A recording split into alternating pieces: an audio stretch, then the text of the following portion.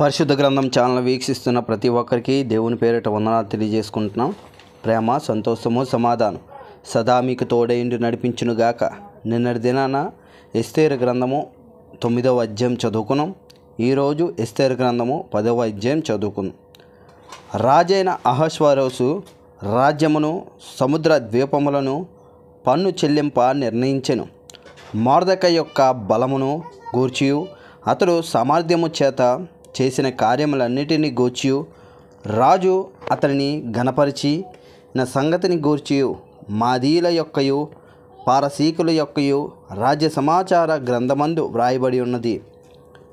యూదుడైన Mordecai రాజైన అహష్వేరోషునకు ప్రధానమంత్రిగా నుండి తన వారందరితో సమాధానముగా మాట్లాడుచు తన జనుల యొక్క క్షేమమును విచారించువాడును యూదులలో గొప్పవాడునై తన దేశస్థులలో చాలామందికి ఇష్టడుగా ఉండెను.